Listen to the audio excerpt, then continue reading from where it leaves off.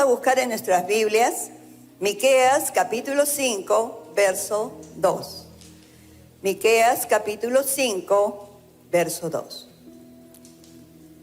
Y el Señor nos dice en esta mañana: pero tú, Belén Éfrata, pequeña para estar entre las familias de Judá, de ti me saldrá el que será Señor en Israel, y sus salidas son desde el principio, desde los días de la eternidad. Vamos a orar, amada congregación, estar listos para que el Dios nos hable en esta mañana. Vamos a orar. Padre, gracias, Señor, por este tiempo precioso que tú nos das, Señor. Realmente tu palabra es nuestra lámpara a nuestros pies y lumbrera a nuestro camino, que siempre nos guía en todo momento, Padre Santo. Háblanos en esta mañana como tú sabes hacerlo, Señor, con una palabra fresca que nos dé frescura espiritual, Señor. Oh, Señor, háblanos, que tu Espíritu Santo sea en este momento moviéndose. Hay tanta necesidad de escuchar tu palabra, Señor. Realmente tu palabra nos da fuerza para seguir adelante, Señor. Gracias, Señor. Usa a tu siervo en este tiempo y, Señor, que tu palabra llegue y lleve fruto, Señor. Te lo pedimos, Padre, en el nombre de Jesús. Amén y amén.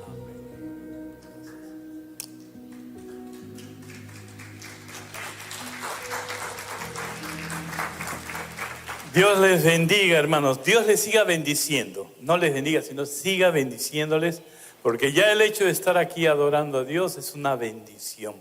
Y ahora que vamos a tratar también este tema, estamos en la serie de la divinidad de Cristo, y este último tema del mes de marzo es el tema de las cristofanías de Cristo en el Antiguo Testamento.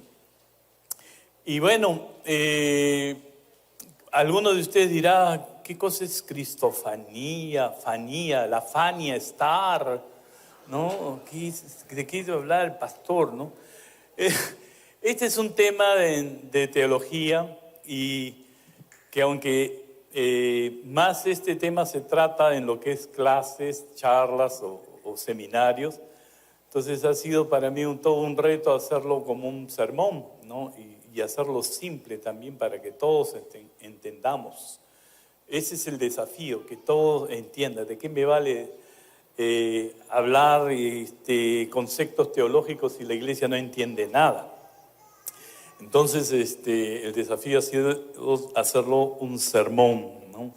Y vamos a tratar 3 puntos de este tema que tiene que ver con la divinidad de Cristo, y tiene que ver con lo que es operaciones que Jesucristo hacía en el Antiguo Testamento, ¿no? Y vamos a ver cómo el Señor Jesús, y por qué y para qué hacía esto. En el texto que hemos leído, la segunda parte dice: de ti me saldrá el que será Señor en Israel. Miqueas 5:2 estamos leyendo, ya 5:2. Y dice aquí: y sus salidas son desde el principio, desde los días de la eternidad, ¿no?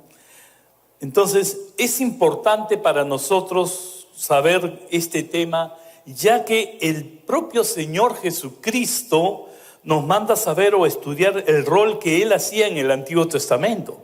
En Juan, el capítulo 5, verso 39, el Señor les dice a los fariseos esto. Él dice: escudriñad las Escrituras, porque a vosotros os parece que en ellas tenéis vida eterna, y ellas son las que dan testimonio de mí. Está hablando Jesucristo del Antiguo Testamento, y ahí dice Él: ellas son las que dan testimonio de mí. Entonces, cuando uno va al Antiguo Testamento y revisa y dice: ¿dónde está Jesús? Y empieza a revisar, va a encontrar muchas apariciones de Jesucristo antes de su encarnación. Pero no solamente la idea es saber que aparecía Jesús, sino las razones por qué aparecía Jesús.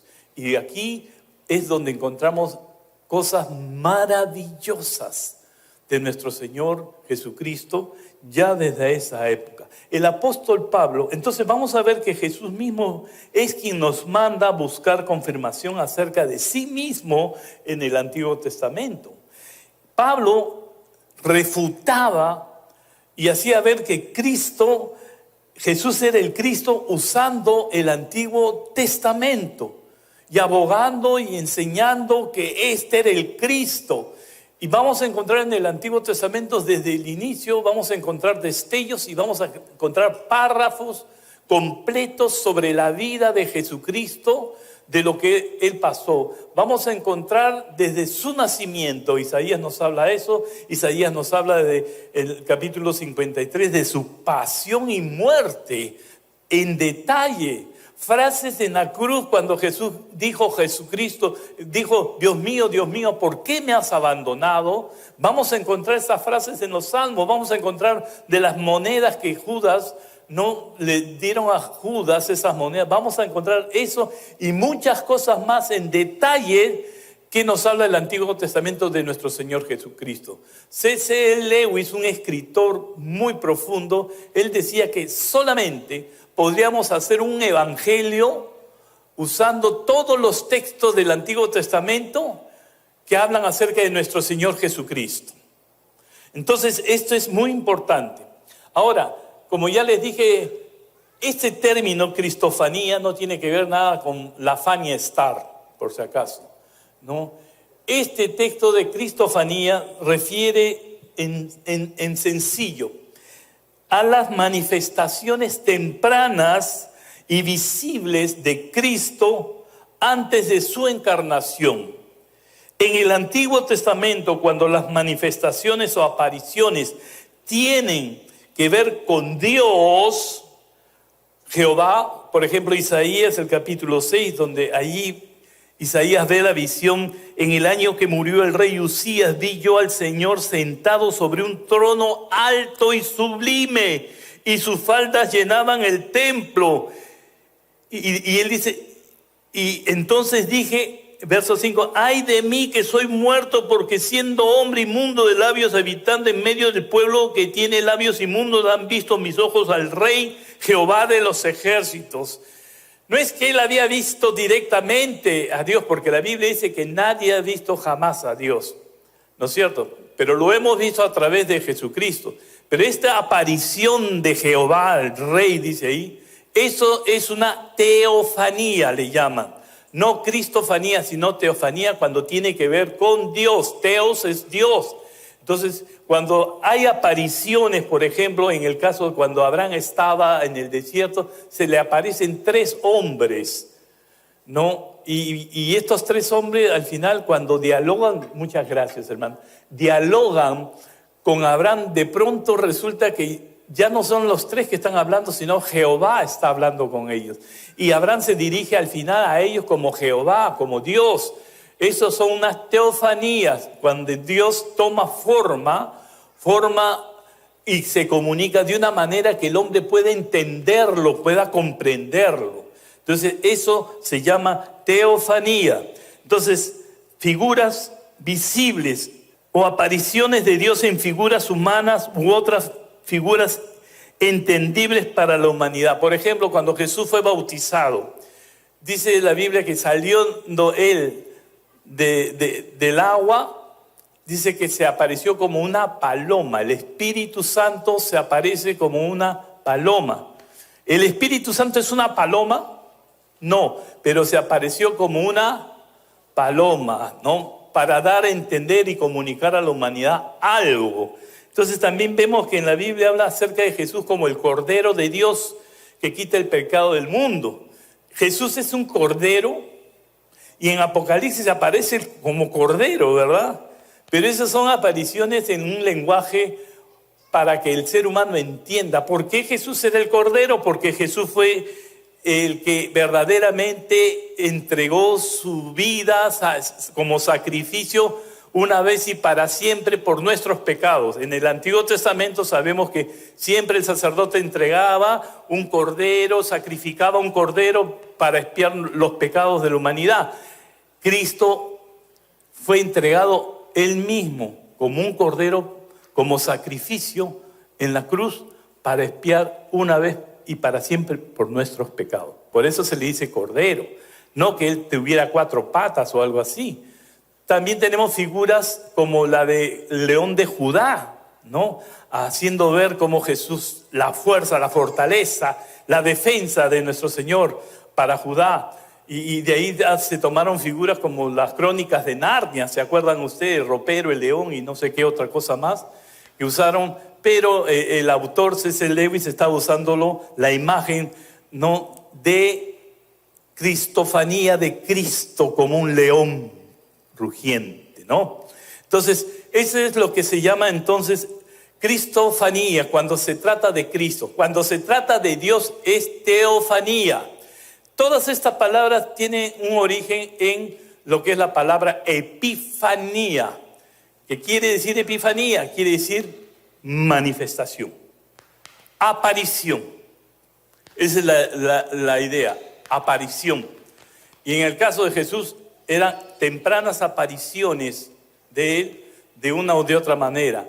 Y también cuando se trata de Dios, teofanías, tiene que ver apariciones de parte de Dios en forma humana o en forma tal. A veces las formas que, por ejemplo, habla la Biblia de Dios en un lenguaje muy simbólico, como figura de animales, otras figuras como ruedas y cosas así, que hacen ver y quieren comunicar algo el profeta. ¿Está claro ahora? Ya entiende que epifanía no es estar, ¿no? Sino epifanía tiene que ver con apariciones. No son fantasmas, entiendan bien. No son revelaciones apocalípticas. La epifanía tiene que ver con la manifestación de Dios o de Cristo para comunicarnos algo en lenguaje humano. ¿Entienden? Entonces, que quede bien eso claro. Entonces, vemos entonces aquí que las palabras tienen su origen en esa palabra epifanía. Acuérdense de eso.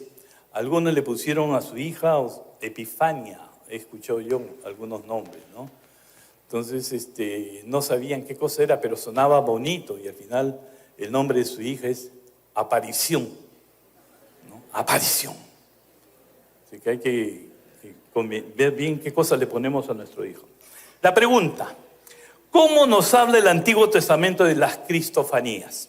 Vámonos al texto de Miqueas 5:2, por favor. Cuando Miqueas profetizó del nacimiento de Cristo, dice que Él vendría de Belén de Judá. Pero la segunda parte del texto es muy especial, muy relevante, es muy revelador, porque ahí dice: y sus salidas, y noten ustedes en plural salidas, son desde el principio, desde los días de la eternidad. Aquí, vayamos lentamente a esta porción, porque aquí no se está refiriendo a una misma cosa. Primero está hablando de sus salidas son desde el principio. Jesucristo, en el principio creó Dios los cielos y la tierra. Juan 1:1 dice que en el principio era el verbo, y el verbo era con Dios, y el verbo era Dios. ¿Cuándo era? En el principio, ¿no es cierto? Está hablando acerca de la creación, está hablando acerca de que en el principio, pues Jesús tenía que ver con todo. Él estaba viendo todo, porque la Biblia dice eso. Entonces aquí vemos que el profeta nos dice que los movimientos de Cristo han sido constantes en tiempos y espacio desde el inicio de la creación de Dios. Pero también nos dice que también había esas salidas, esos moveres, esos movimientos de Dios han sido desde la eternidad, fuera de tiempo y espacio en el Antiguo Testamento. Ahora, esto nos deja preguntas como: ¿qué hacía el Cristo en esas salidas tempranas? ¿No? ¿Por qué dice Miqueas, revela esto? Que sus salidas son desde el principio, sus acciones, su movimiento, y nos dice que aún antes del principio de la eternidad. ¿Qué hacía Jesús en la eternidad? ¿Qué se puede saber? ¿Qué es lo que la Biblia nos dice? No vamos a especular, sino vamos a ver solamente lo que se nos ha revelado en la palabra de Dios. Miren, en Colosenses, el capítulo 1, en el verso 17, dice, y Él es antes de todas las cosas, y todas las cosas en Él subsisten.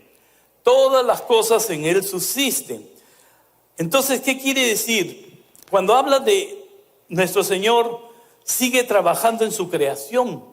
A pesar de la caída del ser humano, a pesar de que la caída tuvo repercusiones en todo lo que Dios había creado, como la naturaleza, los animales, todo que fue dado para que el primer hombre lo administrara. Cuando el hombre cae, todo eso tuvo un efecto desastroso también para lo que era la naturaleza, para lo que eran los animales. La Biblia dice que en el inicio el hombre Adán administraba todo y se le sujetaban a él. Pero hoy día no vemos eso. Vemos que un león puede volarte el brazo, ¿no? Si tratas de acariciarlo. Aún los propios perros muchas veces no están de humor y te dan su mordisco. Entonces, así no era al principio. En el principio, Adán gobernaba. Y Adán no solamente gobernaba lo que eran los animales, gobernaba lo que era el clima, lo que eran los animales, lo que era el ambiente, lo que eran las frutas, lo que eran los árboles. Adán todo le ponía nombre. Dios le había dado esa capacidad para que él esté haciendo ese trabajo. Pero cuando el hombre cae, espinos y cardos, sudor, dolor. Entonces, la naturaleza fue afectada, pero aún eso no quiere decir que Dios nos ha dejado a la deriva. Algunos interpretan mal cuando Jesús dijo que el príncipe de este mundo quiere decir que todo se lo ha dejado a él, se lo ha dado a gobernar al diablo. No es verdad eso, porque la Biblia dice en Colosenses que el Señor dice que todavía hoy en día todas las cosas por Él subsisten. No es que Él nos abandonó. No es que nos dejó a la deriva, no. Podemos ver que Dios, ya lo he dicho anteriormente, Dios sigue trabajando y haciendo su obra en esta creación, porque Él ama esta creación. Y aunque es una creación caída, pero Dios ama esta creación y Dios sigue manteniendo el orden. Por eso dice, sus salidas eran desde el principio. Y Colosenses nos dice, pues, que el Señor sigue gobernando. Nada de lo que pasa aquí es porque Dios lo abandonó.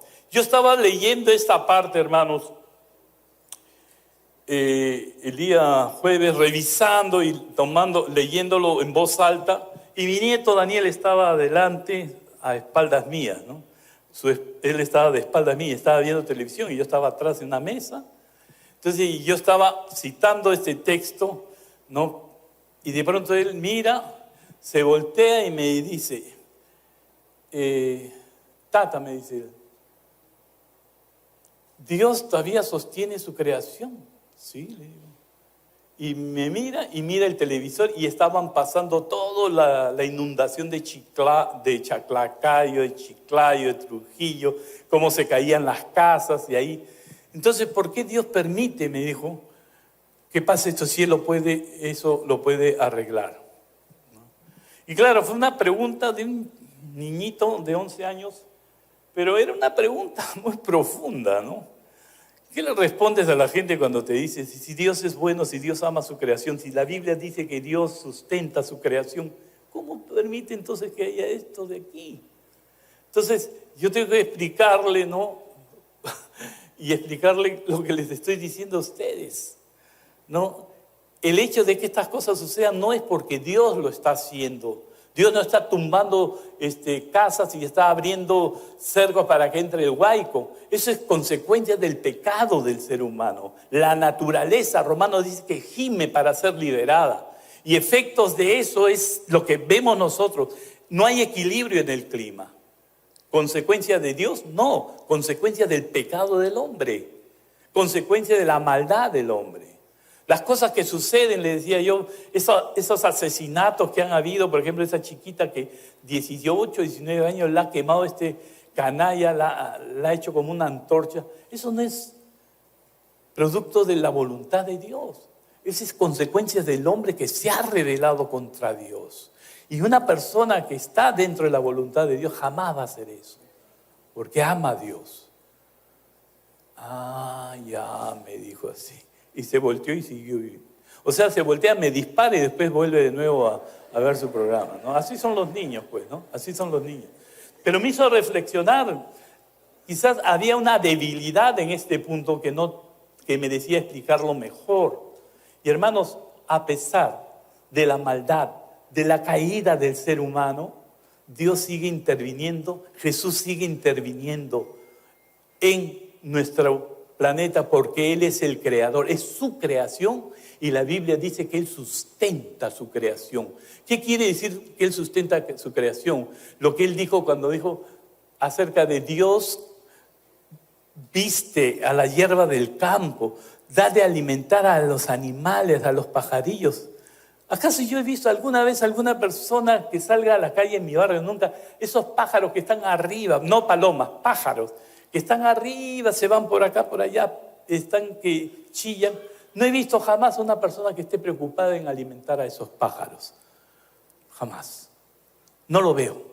Al menos no lo veo yo.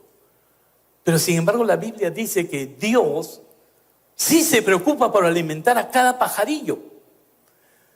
Sí se preocupa en vestir en la hierba la belleza de la flor, la hierba del campo. ¿Qué nos habla eso? De que Dios sustenta lo suyo. Dios sustenta su creación. ¿Entiende? Entonces cuando Dios está hablando de sus salidas desde el principio, Dios está mirando su creación. Dios está sustentando su creación. Entonces, miren ustedes, nuestro Señor sigue trabajando en su creación. La cuida, la preserva, a pesar del efecto del pecado. Pero Él siempre está interviniendo en su creación.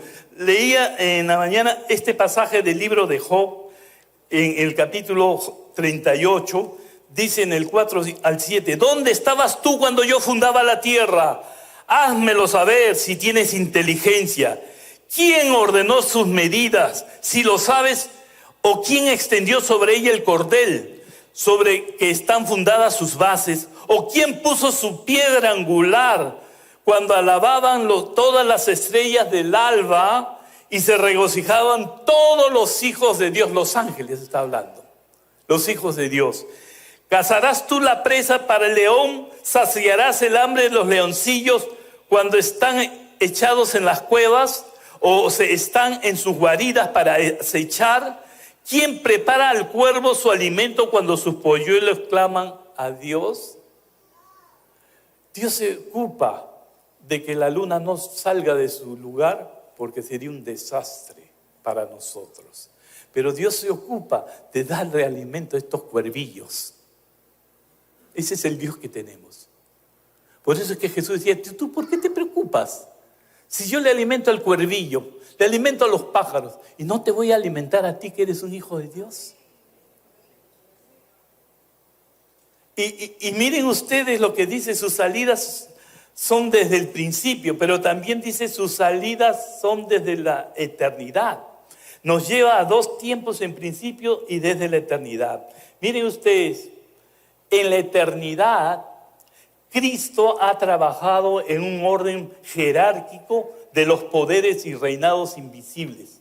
No hay desorden. Lean ustedes Colosenses 1:16, dice, porque en Él fueron creadas todas las cosas, las que hay en los cielos y las que hay en la tierra, visibles e invisibles, sean tronos, sean dominios, sean principados, sean potestades.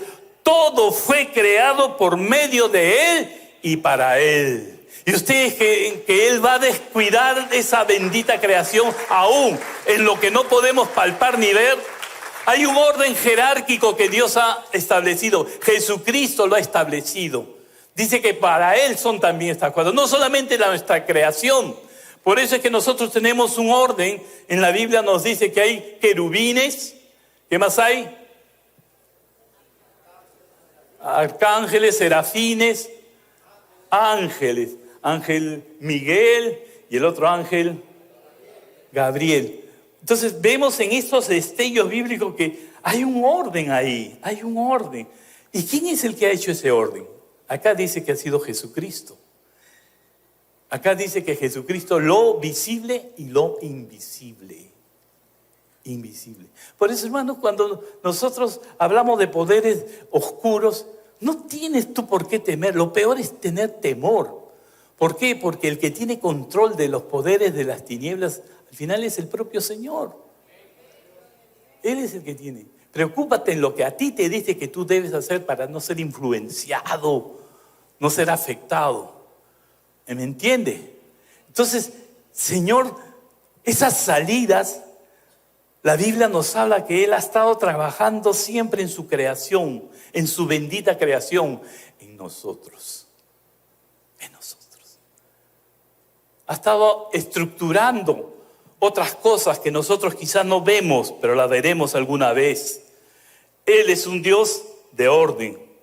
¿Cómo nos habla el Antiguo Testamento de las Cristofanías? Sus salidas son desde el principio, desde la eternidad. Ahora, vamos a ver un poquito más acerca de esto de la eternidad que, hermano, la verdad me dejó a mí asombrado. Asombrado.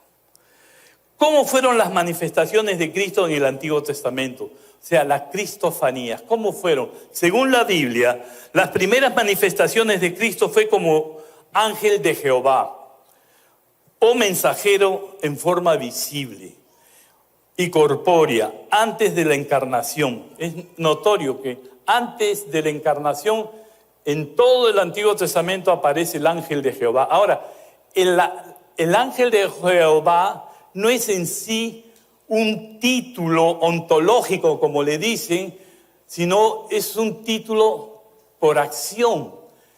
Ángel quiere decir mensajero. Ángel quiere decir apóstol.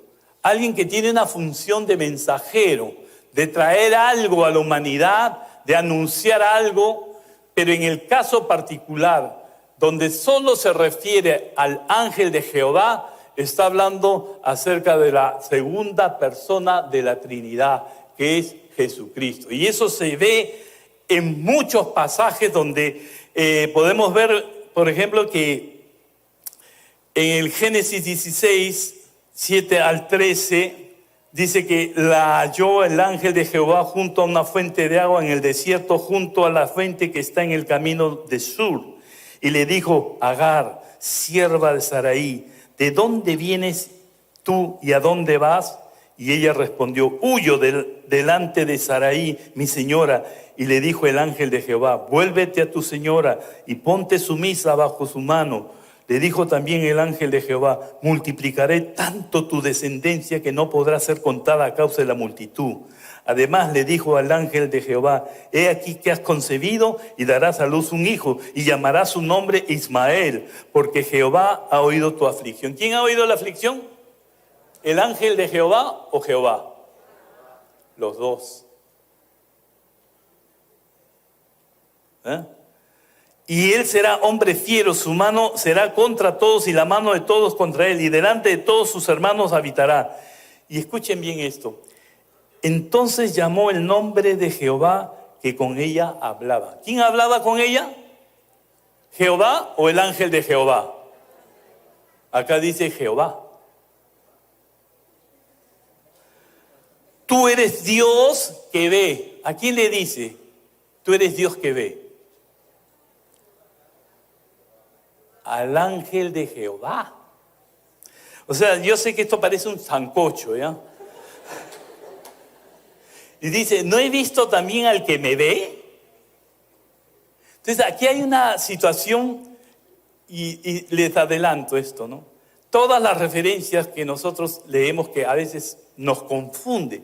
Total, está hablando con Dios, con el ángel, ya no sé quién soy, a dónde voy, de dónde vengo. Escúchenme bien. Todos estos pasajes se entienden y son luz cuando lo vemos en función de la Trinidad.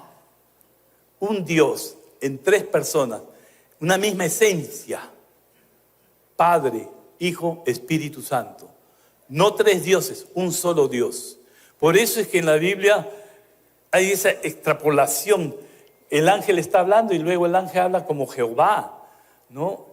está hablando y el ángel de pronto aparece diferente a Jehová. Entonces uno dice, pero es el mismo, no es el mismo, acá parece que es otro. Es que es otro. Todo se entiende en función de la Trinidad. Si no, por eso es que han salido tantas sectas, los testigos de Jehová, no, que se convirtió en Dios, no, que es un Dios chiquito, los mormones que dicen que era Adán, pero se convirtió, al final fue Dios, y una serie de cuestiones cuando ignoramos la doctrina de la Trinidad. Por eso es que hace 2 semanas se trató el tema de la Trinidad, porque si no se hubiera tratado ese tema, y yo trato este tema de la cristofanía, de verdad que esto sí sería para ustedes, como quien dice, no, estarían más confundidos que araña visca, de verdad.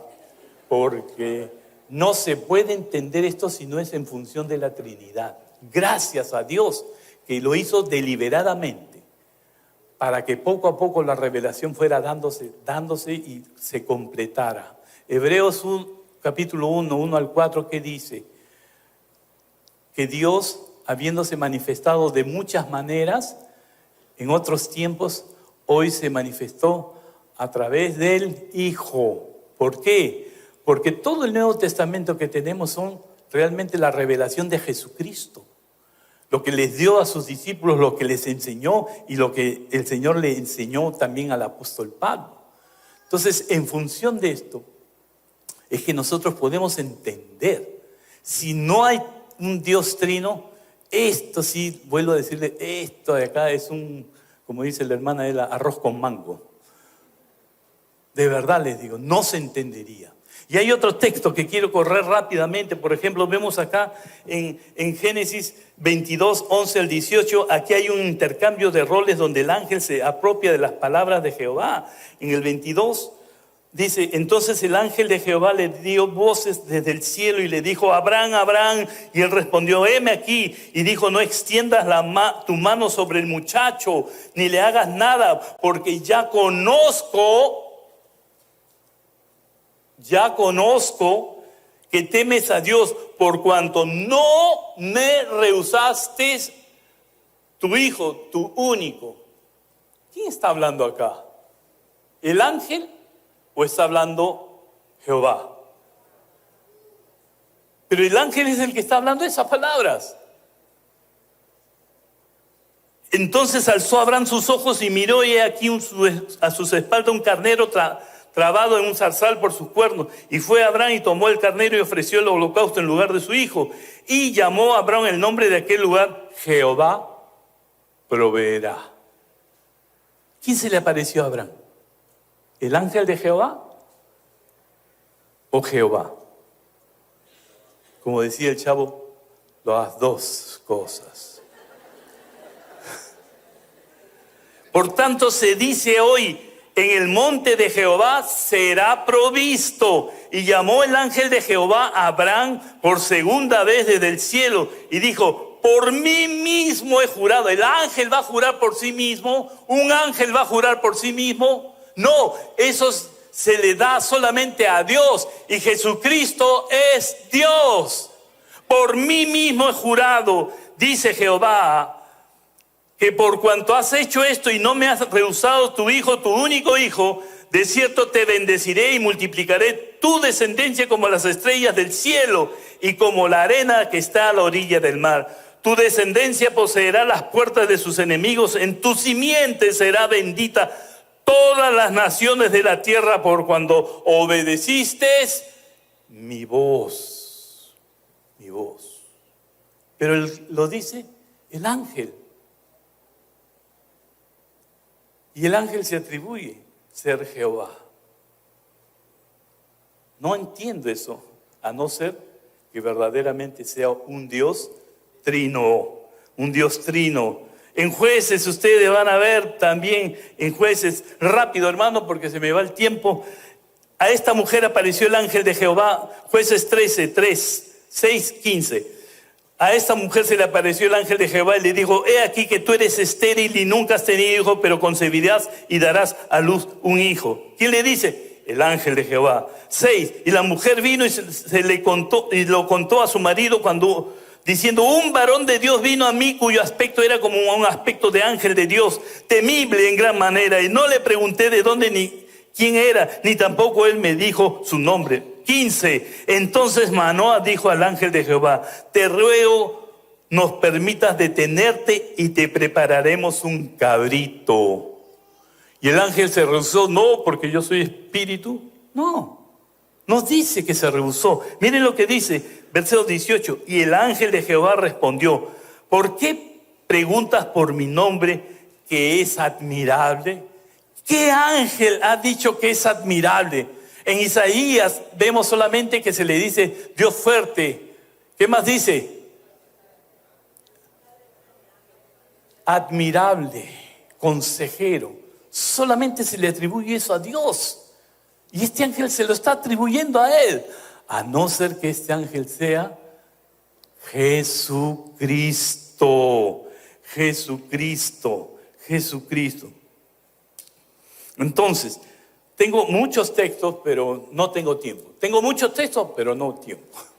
Pero ahí se los pongo, hermanos. Otro, miren ustedes en el capítulo 24, 7, dice: Jehová, Dios de los cielos, que me tomó de la casa de mi padre y de la tierra de mi parentela, y me habló y me juró, diciendo: a tu simiente daré esta tierra, él enviará a su ángel delante de ti, y tú tomarás de allá mujer para mi hijo. ¿Dónde se distingue el ángel de Jehová? Se distingue de Jehová. Ya no es el mismo, sino que se distingue. La verdad, hermano, esto es para rayarnos si es que no lo entendemos a la luz de la Trinidad. No, entonces tengo más texto. Solamente quiero ir a Éxodo, el capítulo 3. Éxodo, miren lo que dice en Éxodo 3, 2.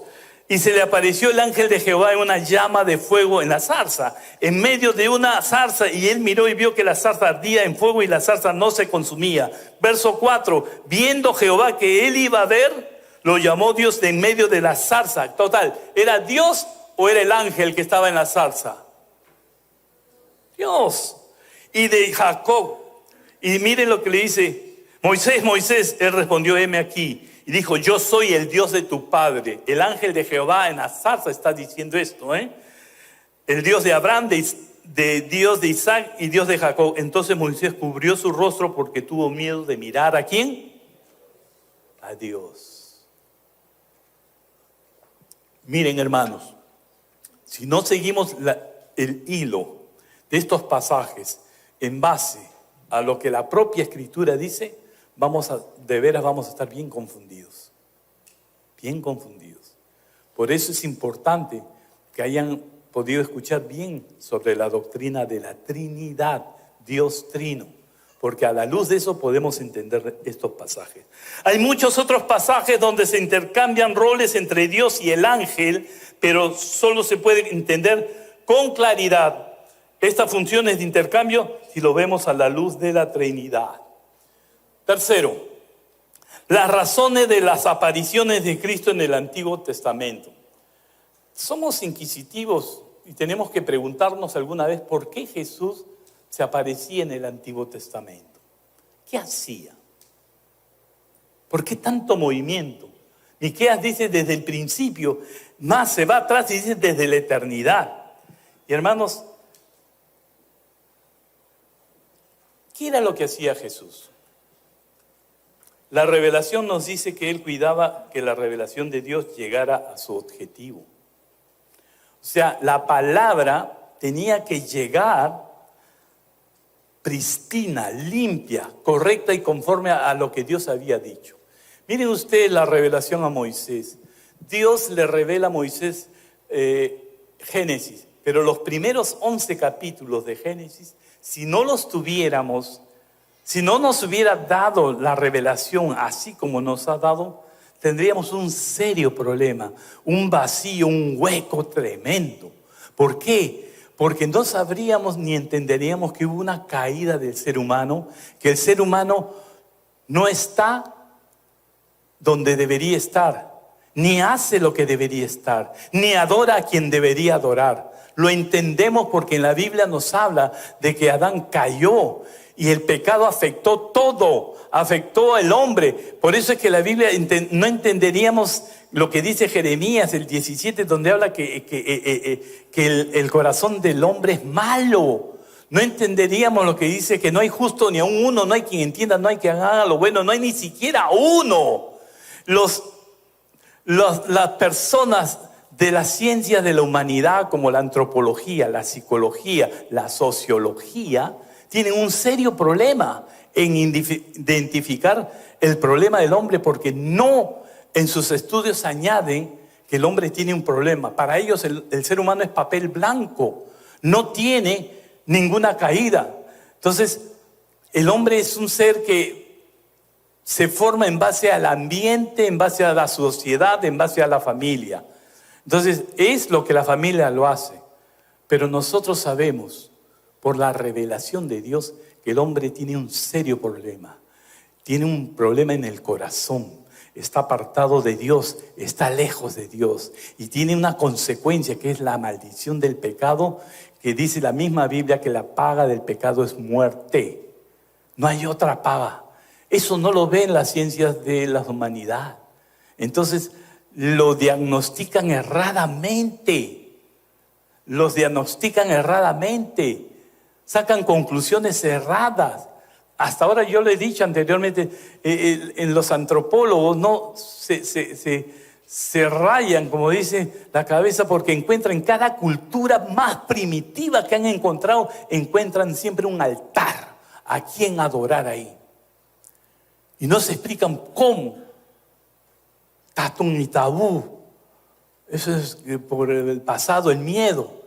Pero no cuadra esa explicación. Más cuadra lo que la Biblia dice, que Dios puso eternidad en el corazón. Y cuando el hombre pecó, eso se manchó, eso se alteró, pero nunca desapareció. Por eso es que nosotros somos en alguna medida idólatras. Adoramos a algo nos domina, sea el dinero, sea la pasión sexual, sea cualquier cosa que tome el lugar de Dios, es idolatría. Pero Dios puso en el corazón del ser humano que lo adoraba a Él. Esa fue la función. Dios lo creó al ser humano para adorarlo a Él. Cuando el pecado entró en el corazón, entonces el hombre empezó a adorar otras cosas. Eso es lo que explica la Biblia. Y Dios en Jesucristo ha tenido la intención de que ese mensaje de revelación nos llegue íntegro. Jesucristo, sus salidas eran para cuidar que la palabra, su revelación de Dios nos llegue, como le llegó a Moisés, como le llegó a los jueces, como le llegó a los profetas. Cuidaba que la revelación de Dios llegara a su objetivo. Segundo lugar, cuidaba que el pueblo de Israel llegara a su propósito. Acabamos de leer el texto que Dios le dice a Abraham: yo haré de ti una nación grande, un pueblo grande. Dios cuidó a Israel. Israel le fue infiel. Israel fue rebelde, pero Dios lo cuidaba. Hasta tuvo que meter una ramera en la cronología de la descendencia de Cristo para cuidar que no se desapareciera esa descendencia, porque estaba atentando contra la descendencia del Señor. Usted dirá después, pero ¿cómo, Señor Santo? Ya, eso, pregúntenle al pastor Fernando, para eso está él. Pero la verdad es que Dios, Jesús, sus salidas y su entrada era para cuidar al pueblo que llegara a su objetivo. ¿Cuál era su objetivo? Que llegara el Señor Jesucristo, el Emmanuel, encarnara el Emmanuel. La Biblia no nos dice ya después que hay el ángel de Jehová cuando Jesús encarnó. Ya no existe, ya no aparece el ángel de Jehová. ¿Por qué? Ya no había necesidad, porque Cristo ya había llegado como humano, encarnó como ser humano. Ya no hubo más ángel de Jehová allí. Entonces, eso es tremendo, hermanos. Y ¿saben qué? Cuando yo estaba estudiando este pasaje, tuve que arrodillarme, humillarme ante Dios. ¿Saben por qué? Desde el principio y desde la eternidad, Cristo ha cuidado su plan redentivo para nosotros. Dice en Efesios, el capítulo 1, según nos escogió Él antes de la fundación del mundo. Ya saben, sus salidas eran desde el principio, desde la eternidad, antes de la fundación del mundo. Y miren lo que dice, qué maravilla, para que fuésemos santos y sin mancha delante de Él. Nos escogió antes de la fundación del mundo. Quiere decir que en sus salidas de la eternidad, Él ya estaba haciendo su lista, o ya tenía su lista tuya y mía, para que nosotros pudiéramos llegar a ser salvos. Salvos. ¿Te das cuenta de lo que eso implica? Miren lo que dice aquí abajo. Dice, para que fuésemos santos y sin mancha delante de Él, en amor, habiéndonos predestinado para ser adoptados hijos suyos por medio de Jesucristo, según el puro afecto de su voluntad. Por amor. ¿Quieres saber? Parte de sus salidas en la eternidad era por amor a ti, por amor a mí, planeando el día en que Él estaría en una cruz, muriendo, sangrando, derramando toda su sangre por amor a ti, porque tu nombre estaba allí. Gloria a Dios. En realidad, todas las apariciones de Cristo en el Antiguo Testamento tenían que ver con su plan redentivo.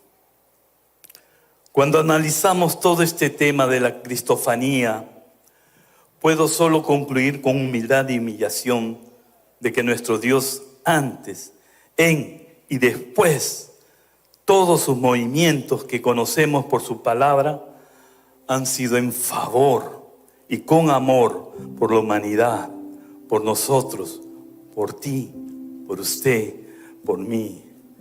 Mucho antes del principio, desde la eternidad. Termino con las palabras del apóstol Pedro. Echando toda vuestra ansiedad sobre Él, porque Él tiene cuidado de vosotros. ¿Saben? La palabra aquí, cuidado, es una palabra muy especial. En el griego, y no voy a mencionar el griego porque a nadie le interesa la palabra en griego, sino el significado. ¿Saben lo que quiere decir esa palabra cuidado? Es la figura de una madre que tiene a su bebé recién nacido, y lo está mirando, y lo está analizando, le ve sus ojitos, le mira sus pelitos, le mira las manitos, ve si tiene 5 dedos, si tiene sus piernas, están bien, sus piecitos se mueven bien, ve todo eso. La madre está revisando meticulosamente a su bebé. ¿Saben? Esa es la palabra que Pedro habla acerca del cuidado que Dios tiene para con nosotros. Dios está meticulosamente cuidándonos porque nos ama.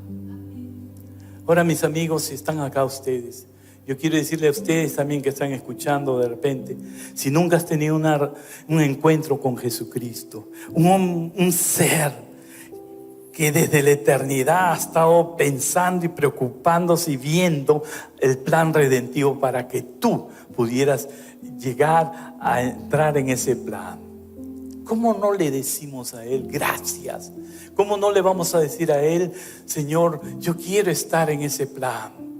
Hola, gracias por mirar este video. Espero que haya sido de bendición para tu vida. Quiero animarte a darle like si te gustó el video, hacer un comentario y por supuesto compártelo para que juntos podamos ser de bendición para nuestra ciudad, para nuestra nación y para el mundo entero. Que Dios te bendiga.